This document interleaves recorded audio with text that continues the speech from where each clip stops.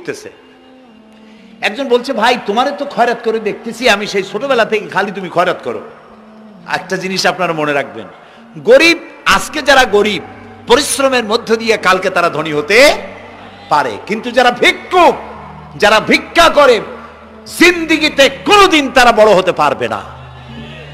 ভিক্ষা করা যাদের অভ্যাস, জীবনেও বাড়ি করতে পারবে না, জীবনেও ধনী হইতে পারবে না, কিন্তু গরিব ধনী হইতে পারবে।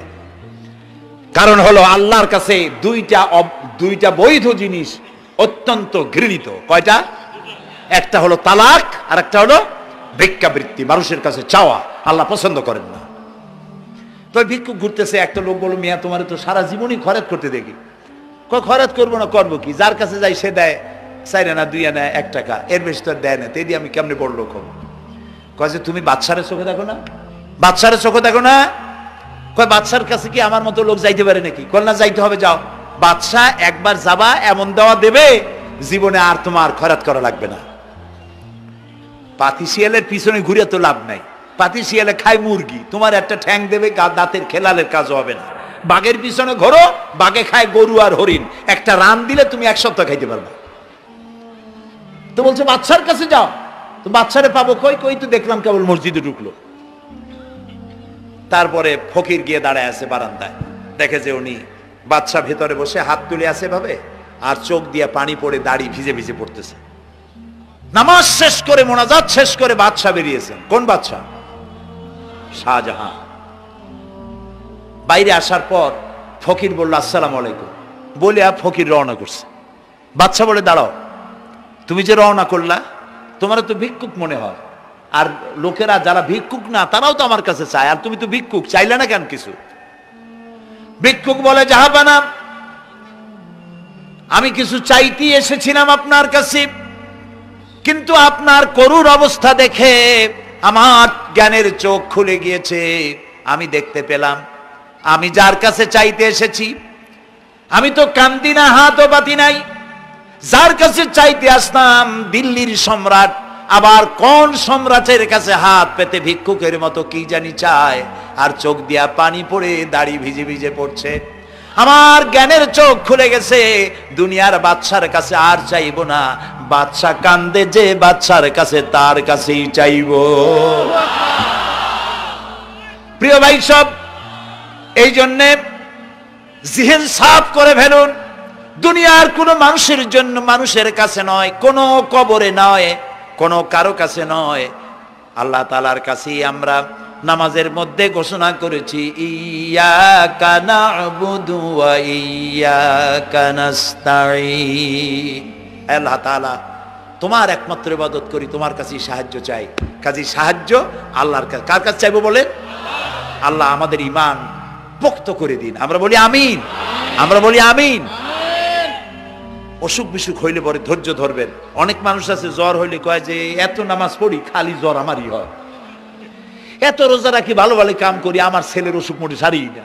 এই জাতীয় কথা বলবেন না। মুমিনের পায়ে যদি কাঁটাও ফোটে, সওয়াব থেকে খালি নাই। ধৈর্য ধরতে হবে। কাঁটা ফুটছে, বলেন ইন্না লিল্লাহ। আজাবান লিল মুমিন, মুমিনের জন্য বড়ই আশ্চর্য ব্যাপার, বিপদ হইলেও শুকর আদায় করে, আর সুখে থাকলেও শুকর আদায় করে। সুবহানাল্লাহ বিহামদি। বিপদ আসলে সে বলে ইন্না লিল্লাহি, বলেন ইন্না লিল্লাহি ওয়া ইন্না ইলাইহি রাজিউন। আর যখন শান্তি আসে বলে আলহামদুলিল্লাহ। দুই অবস্থায় তার জন্য নিয়ামত আল্লাহর তরফ থেকে সে পায়, আলহামদুলিল্লাহ। প্রিয় ভাই সব, তো আল্লাহর উপর ঈমান আনার জন্য কয়টা শর্ত বলছিলাম? এই যে প্যাচ লেগে গেছে, কয় যে 3টা। আল্লাহর উপর ঈমান আনার জন্য শর্ত কয়টা? 4টা। 4টার বলছি কয়টা? 2টা। আরেকটা হচ্ছে আল্লাহর কুদরত, এ বিশ্বাস করা। আল্লাহর কুদরত মানে শক্তি। আল্লাহর কিছু বিশ্বাস করবেন বলেন জোরে? শক্তি। আকাশ এবং জমিনে শক্তিশালী কে? কিন্তু আমার দেশের জনগণ, কিছু কিছু রাজনীতিবিদরা বলে জনগণই নাকি সকল ক্ষমতার, সকল শক্তির উৎস। কি পাগল! তুমি ক্ষমতার উৎস? নাকের মধ্যে ময়লা, দাঁতে ছাতা, পেটের মধ্যে দুর্গন্ধ ভরা, ক্ষমতার উৎস। আশ্চর্য কথা, এই যে ক্ষমতার উৎস, হাজার হাজার লোক এখানে বসা, দুইটা ভাউয়া ব্যাংক যদি দুই কোণা দিয়ে ঢোকে, ভাউয়া ব্যাংক চেনেন, বিগ সাইজের ব্যাংক, দুইটা যদি দুই দিক দিয়ে ঢোকে লাফাইতে লাফাইতে, সামনে যারা আছে এমনি লাফাবে। অন্তত টঙ্গী তামিরুল মিল্লাত মাদ্রাসা ছাড়াইয়া তারপরে ফিরে তাকায় বলবে, ভাই আমরা দৌড়াই কেন? ব্যাংকের সামনে অসহায়, বল্লা ভীমরুলের সামনে অসহায়, সাপের সামনে, বিচ্ছুর সামনে অসহায়, তারা কয় সকল ক্ষমতার উৎস জনগণ। কপাল পোড়া, ক্ষমতার উৎস জনগণ নয়। এটা কোরআনের সাথে কন্ট্রাডিকশন হয় এ কথায়। আল্লাহ বলেছেন আন্নাল কুওয়াতা লিল্লাহি জামিয়া, সকল ক্ষমতার উৎস কে? চিল্লায় বলো ক্ষমতা কি দেখছেন? মাত্র 1.5 মিনিট। কয় মিনিট? মাত্র 1.5 মিনিট। আল্লাহ বলেছেন কোন, সাথে সাথে তামিলনাড়ু, মালয়েশিয়া, ইন্দোনেশিয়া, থাইল্যান্ড, মালদ্বীপ, শ্রীলঙ্কা, 2 লক্ষ লোক শেষ, 1 লক্ষের খোঁজ নাই। সমুদ্রের পানি 33 ফিট উঁচু হয়ে এসছে। সুবহানাল্লাহ কই ইচ্ছে করে না? বিজ্ঞানীরা বলেছেন ভারত মহাসাগরের তলদেশে ফাটল ধরেছে, ওর কয়েক কিলোমিটার নিচে ভূমিকম্পের উৎপত্তি হয়েছে। ভারত মহাসাগরের পানি 3 হাত না 4 হাত, কত কিলোমিটার আল্লাহই জানে। এই কয়েক কিলোমিটার নিচে যে মাটি, সেই মাটিরও কয়েক কিলোমিটার নিচে ভূমিকম্পের উৎপত্তি।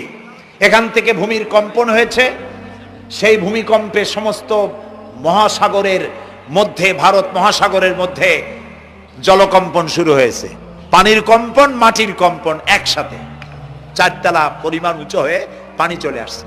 বাড়ি গাড়ি সব কিছু খড় কুটার ন্যায় সব উড়িয়ে দিয়েছে।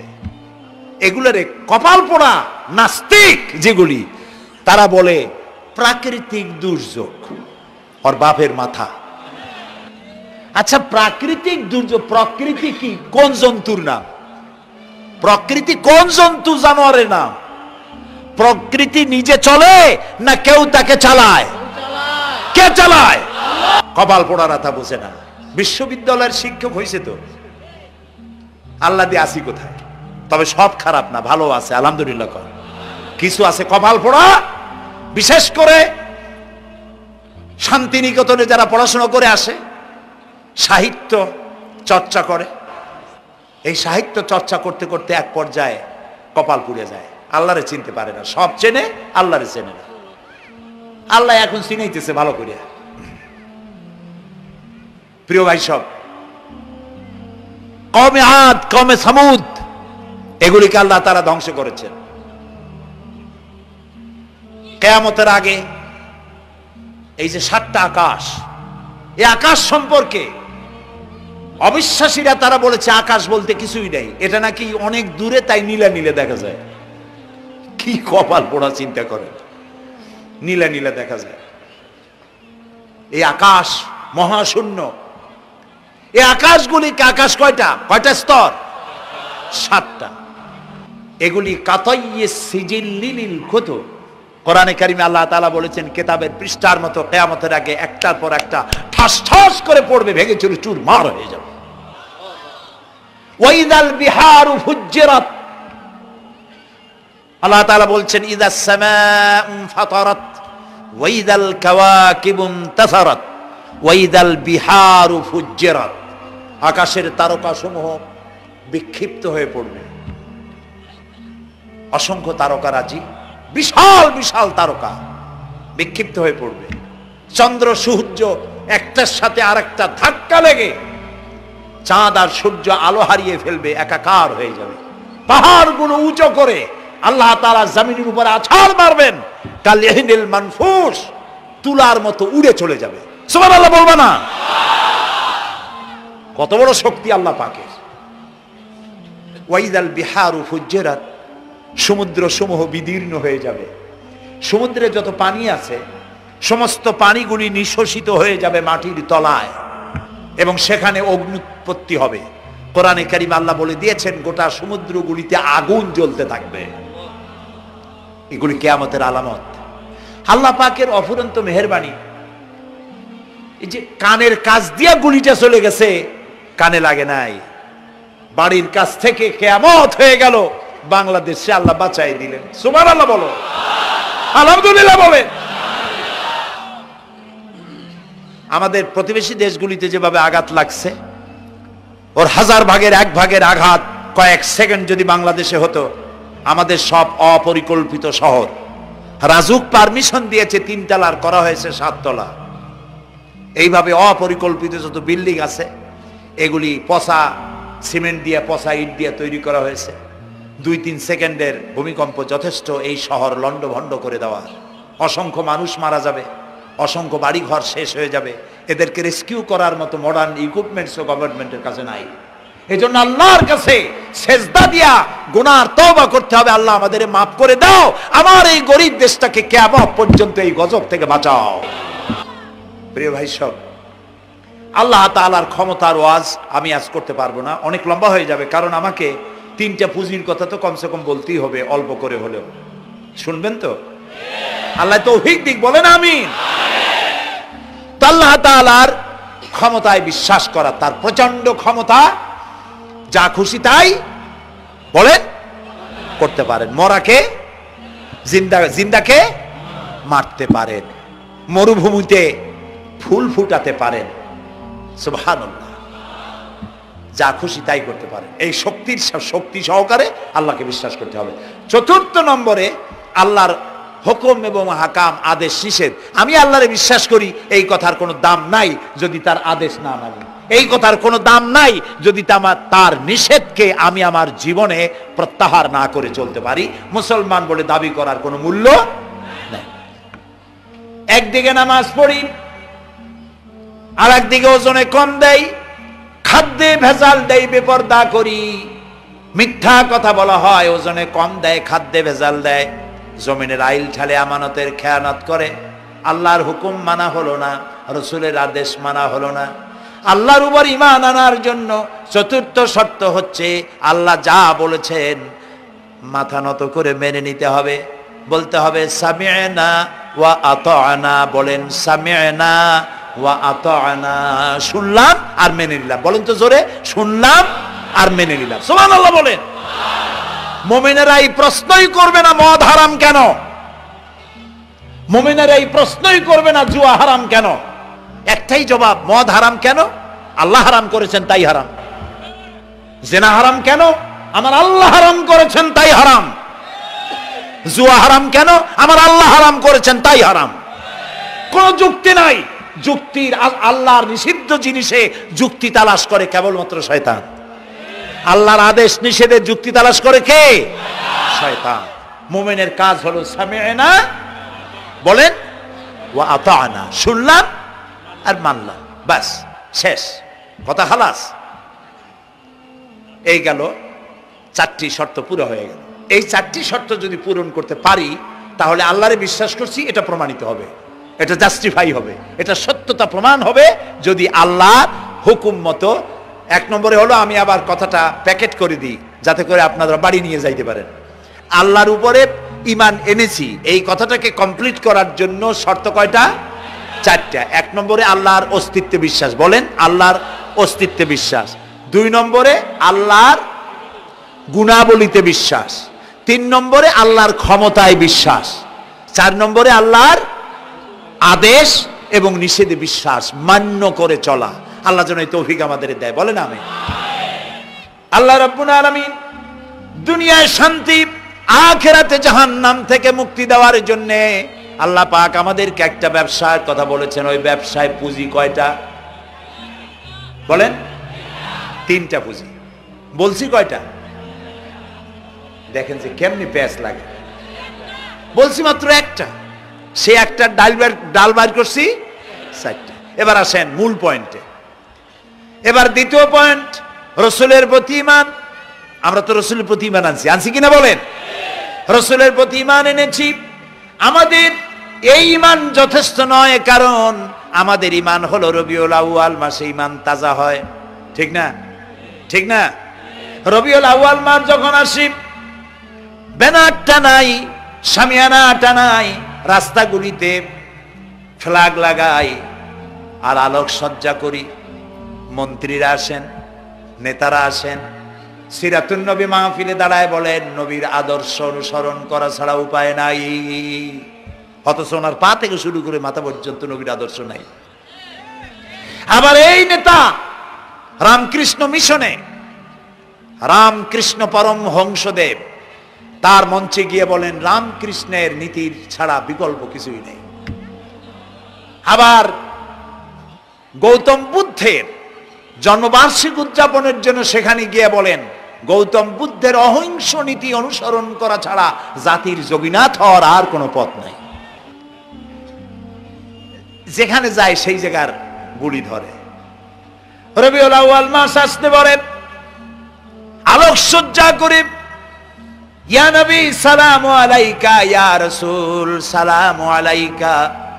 এরপরে গরম গরম জিলাপি রাসূলুল্লাহকে বুঝায় দেওয়া হলো, হে রাসূল আপনি তাকিয়ে দেখেন কত মহব্বত আপনারে করি, আপনার মহব্বতের জন্য আমাদের শহরের কোনো মিষ্টির দোকানে আর মিষ্টি নাই, সব আমরা খাইয়া শেষ করছি।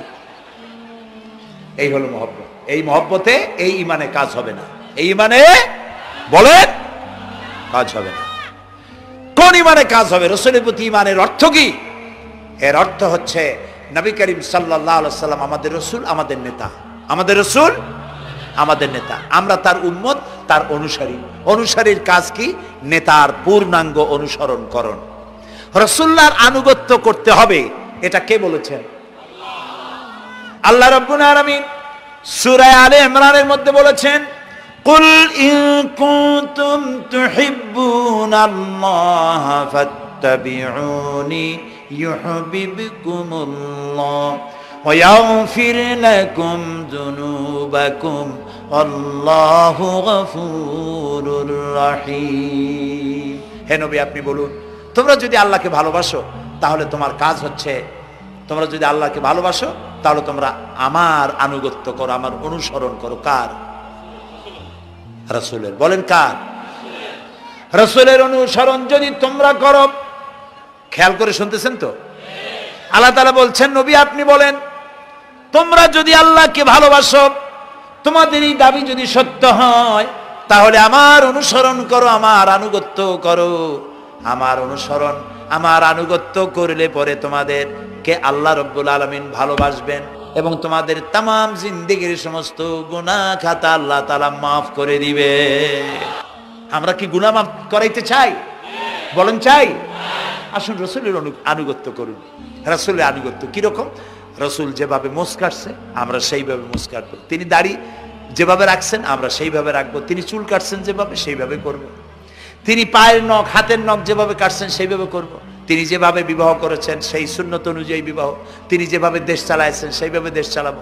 রাসূলের অনুসরণের অর্থ শুধু এই নয় যে তিনি যেভাবে সুরমা লাগাইছেন আমি ওইরকম সুরমা দেব, তিনি যেভাবে কদু খাইছে আমিও কদু খাবো, এইটা নয়। এটা নয়, শুধু রাসূলের আনুগত্য হবে মুরগির ফার্ম থেকে শুরু করে জাতিসংঘ পর্যন্ত, জীবনের সব ক্ষেত্রে। আর বিশ্বাস করতে হবে তিনি শেষ নবী, তারপরে আর কোন নবী আসবে না। আল্লাহ রাব্বুল আলামিন সূরা আহজাবের মধ্যে বলেছেন মা কানা মুহাম্মাদুন আবা আহাদিম মির রিজালিকুম ওয়ালাকির রাসূলুল্লাহি ওয়া খাতামান নাবিয়্যিন। মুহাম্মদ সাল্লাল্লাহু আলাইহি ওয়াসাল্লাম তোমাদের কোন পুরুষদের পিতা নন, তিনি আল্লাহর রাসূল এবং তাকে দিয়ে নবুয়তের মিশনকে খতম করে দেওয়া, কমপ্লিট করে দেওয়া হয়েছে। আর কোন নবী, রাসূলুল্লাহ বলেছেন লা নাবিয়্যা বাদি ওয়ালা রাসূল, আমার পরে আর কোন নবী আসবে না, রাসূল আসবে না। কথা বুঝে আসছে? আল্লাহর নবীর পরে আর কোন নবী হবে না। আল্লাহর নবী বলেছেন একটি ইমারত তৈরি করে তার ভিতরে একটা ইট যদি খালি থাকে, একটি ইটের জায়গা যদি শূন্য থাকে তাহলে সকলের চোখে ধরা পড়বে। ওই ইটখানা দিলে পরে বিল্ডিংটা কমপ্লিট হয়ে যায়। নবুয়তির যে ইমারত আল্লাহ তৈরি করেছিলেন ওর ভিতরে একটা ইটের অভাব ছিল, আল্লাহ পাক আমাকে দিয়ে সেই শূন্য জায়গা পূরণ করে দিয়ে নবুয়তের মিশনকে কমপ্লিট করে দিয়েছেন। রাসূলুল্লাহ বলেছেন আমার পরে আর কেউ নবী হবে না। পৃথিবীর সব মুসলমানদের আকীদা মুহাম্মদ সাল্লাল্লাহু আলাইহি ওয়াসাল্লামের পরে যদি কেউ নবুয়তের দাবি করে সে কাফির, হাজার বার কাফের। তারা যারা তাকে যারা নবী মানবে তারাও। রাসূলুল্লাহ বলেছেন আমার পরে 30 জন মিথ্যেবাদী নবুয়তের দাবি করবে। তার মধ্যে একজন তো দাবি করছে রাসূলের জীবদ্দশায়, একটা ছিল মেয়ে লোক আর একটা ছিল পুরুষ। পুরুষটার নাম ছিল মুসাইলামা কাযযাব, নামই ছিল কাযযাব। কাযযাব মানে মিথ্যাবাদী। দেখছেন অবস্থা, নামই মিথ্যাবাদী। উম্মতেরা কইল যে আপনি তো একজন নবী, আমরা সৌভাগ্য আর দুর্ভাগ্য হোক আপনারা নবী বলে মানলাম। মুহাম্মদ সাল্লাল্লাহু আলাইহি ওয়াসাল্লামের কাছে প্রায় জিবরাইল আসে আর ওহী আনে, আর আপনি আমাদের কোনো ওহী দিতে পারলেন না পর্যন্ত। কয় যে কেবল না নবী হইলাম, অপেক্ষা করো, ওহী আসবে না। বেশ কিছুদিন যাওয়ার পর খুব চিন্তা ভাবনা করে কয় যে ওহী একটা আসছে। উম্মতেরা সব দৌড়ে আসছে, কি ওহী? কয় যে এইমাত্র শেষ রাত্রে জিবরাইল আসছিল, আইসে আমারে কয়ে গেল একটা সূরা নাজিল করলো। সূরাটা কি? ইন্না আতাইনাকাল আকাক ফাসাল্লি লিরাব্বিকা ওয়াজআক ইন্না শানিয়াকা হুয়াল আবলাক। উম্মতেরা কয় সর্বনাশ, এই সূরা পড়তে গেলে তো আমরা কাইসা মরে যাব। এর অর্থ তো খুব বিকায়দা। কি সূরা নাজিল হইল আপনার উপরে? ইন্না আতাইনাকাল আকাক মানে আমি তোমাকে হুতুম পেশা দান করেছি, সুতরাং তুমি তোমার প্রভুর উদ্দেশ্যে নামাজ পড়ো আর চিৎকার মারো, কারণ তোমার শত্রুরা সাদা এবং কালো বর্ণের। আমরা তো আগামাথা কিছু বুঝলাম না, কি ওই? আচ্ছা ঠিক আছে, পয়গম্বর মুহাম্মদ সাল্লাল্লাহু আলাইহি সাল্লামকে তার উম্মতেরা নিয়ে যায় তাদের বাগানে, মাঝে মধ্যে নিয়ে যায়। নিলে পরে যে কুয়ায় পানি থাকে না, শূন্য কুয়া পানিতে ভরে যায়। যে গাছতলা দিয়ে তিনি হেঁটে যান, যে খেজুর গাছে খেজুর নাই সেই গাছতলা দিয়ে রাসূল হেঁটে গেলেন, গাছে ফল ধরে যায়। আপনি তো এরকম কিছু দেখাইতে পারেন না। কয় তোমরা তো আমার নেও না, চলো না যাই। নিয়ে গেছে, যাইয়া দেখে যে কুয়ার পাড় দিয়ে যায়, যে কুয়ায় পানি থাকে তা থাকে না, শুকায় যায়। যে গাছ তলায় দিয়ে যায় ওই গাছে খোরমা থাকলে সাথে সাথে খরু ঝরে যায়।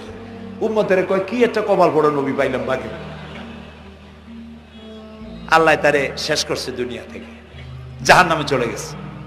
সেই মহিলাটাও গেছে, সেও গেছে। রাসূলুল্লাহ বলেছেন এইরকম 30 জন মিথ্যাবাদী নবুয়তের দাবি করবে কিয়ামতের আগ পর্যন্ত।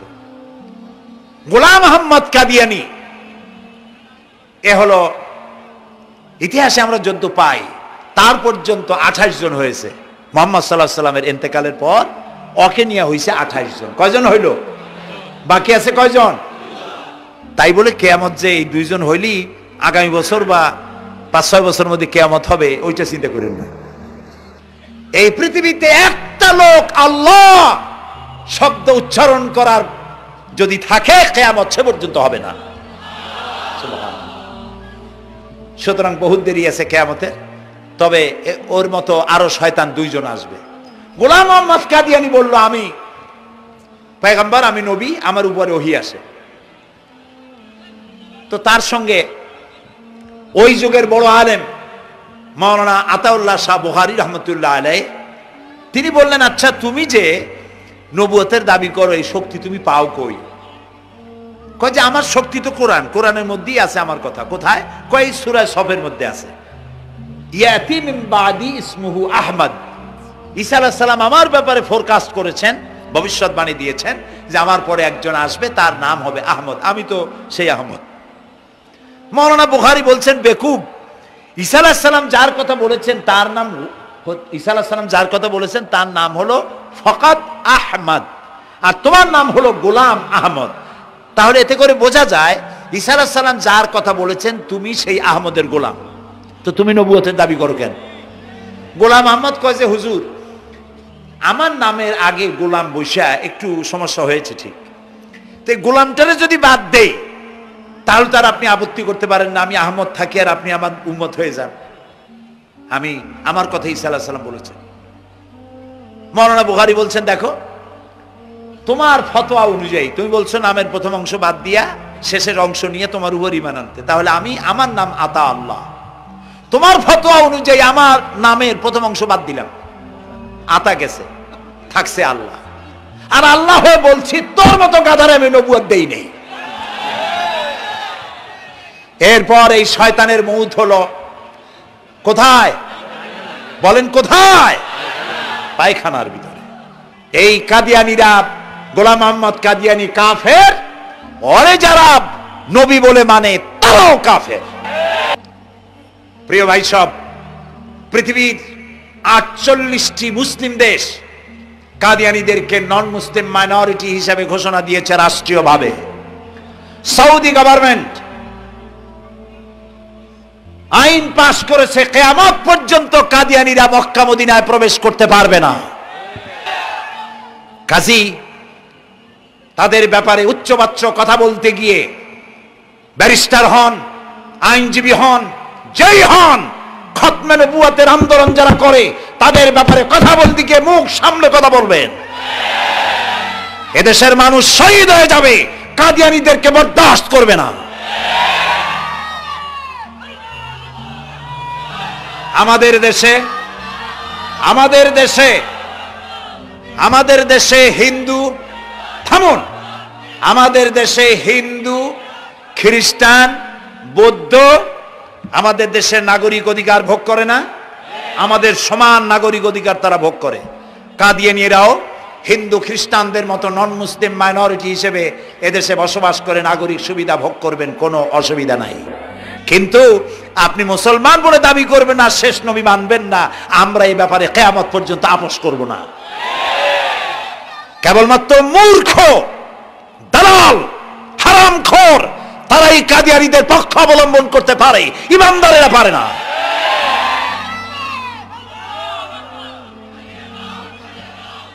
কাদিয়ানীরা যে সব মসজিদ তৈরি করে, এগুলি মসজিদ নয়, এগুলি উপাসনালয়। হিন্দুদের মন্দিরকে যেভাবে আমরা সম্মান করি, ওদের উপাসনালয়কেও সম্মান করি। কিন্তু কাদিয়ানীরা যতদিন মুসলমান নামের পরিচয় দিতে থাকবেন, আমরা আমাদের অধিকার আদায়ের জন্য সুশৃঙ্খল ভাবে গণতান্ত্রিক পদ্ধতিতে আমরা এই অধিকার আদায়ের চেষ্টা করব। খতম নবুয়তের আন্দোলন কোনো রাজনৈতিক আন্দোলন নয়, এটি আমাদের ইমানের আন্দোলন। যারা আন্দোলন করতেছেন তারা আমাদের ফরজে কিফায়ার দায়িত্ব পালন করছেন। প্রিয় ভাই সব, রাসূলের প্রতি ঈমান আনতে হলে এরকম ঈমান আনতে হবে, তারপরে আর কোন নবী আসবে না। তারপরে কথা হলো তাকে অনুসরণ করতে হবে পায়ের নখকাটা থেকে শুরু করে মাথার চুল পর্যন্ত, জীবনের সব ক্ষেত্রে রাসূলের অনুসরণ করতে হবে। তিনি সেনাপতি ছিলেন, শ্রমিক ছিলেন, পিতা ছিলেন, নানা ছিলেন, স্বামী ছিলেন, ঠিক না? তিনি রাষ্ট্রপ্রধানও ছিলেন। প্রিয় ভাই সব, এই যে আল্লাহ রাব্বুল আলামিন মুসলমানদেরকে পৃথিবীর মধ্যে সব থেকে বেশি শান্তি প্রিয় করেছেন, কোন আলহামদুলিল্লাহ। তোমরা আমার মক্কা যাইয়া দেখো, মক্কা মদিনায় যাইয়া দেখো, আমাদের কও সন্ত্রাসী। মক্কা মদিনায় লক্ষ লক্ষ মানুষ এই যে সব চলে গেছে, এখন কোথায় গেছে? সারা পৃথিবী থেকে মানুষের এখন ছুটছে।